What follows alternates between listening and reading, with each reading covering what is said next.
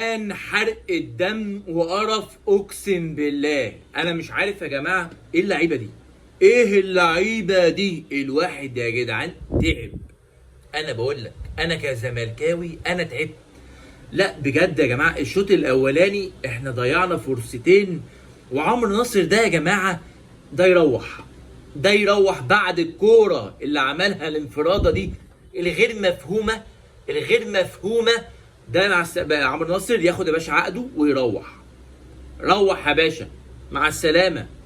ما في ده انفراد، انفراد. عمل ايه؟ عمل ايه باشا؟ لف حوالين نفسه في الاخر اداله الشناوي. خد يا شناوي. الله، ده مهاجم؟ دي اقسم بالله الكوره دي يا جماعه هتتحط في فيديوهات المواقف والطرائف. اللي هو مهاجم راح انفراد، واللي هو ايه ده؟ ايه ده؟ ايه ده؟ ايه ده؟ ايه ده؟ ولف حوالين نفسه كده فاهم، وراح اداها للشناوي. لامينو باصها لورا، وعادي عايز يباصيها لورا، وعايز يشوطها، وعايز يعمل 500 قرار في الكوره. مفيش. لا انا بقول لك عمرو ناصر ده يا جماعه مع السلامه. والماتشات اللي فاتت الكوره يا باشا تيجي له كوره يبقى ظهره للمدافع عليه، وقع، وقع، وقع. ايه ده يا عم ده؟ المهاجم المفروض يا جماعه يحجز ويبقى قوي وبتاع ويعمل، ومهاجم شرس يضغط حتى يبقى مش لاقي في ميزه.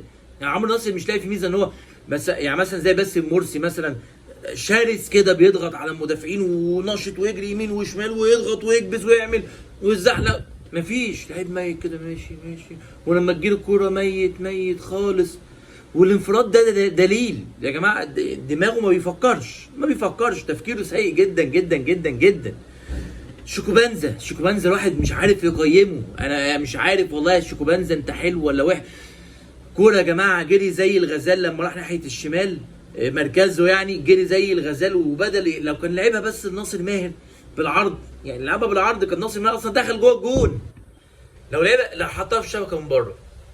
شيكوبانزا مشكلته قراراته سيئه جدا جدا، قراراته يعني انا مش عارف اقول ايه. لا يا جماعه دماغه برضو ما لا قراراته ما فيش، صفر قرارات. عنده امكانيات مش عارف يوظفها، ودي مشكله شيكوبانزا. لكن كل بقى محمد اسماعيل، الجون بتاع بن شرقي ومحمد اسماعيل. محمد اسماعيل يا جماعه بينط على الهوا، يعني بينط على الهوا.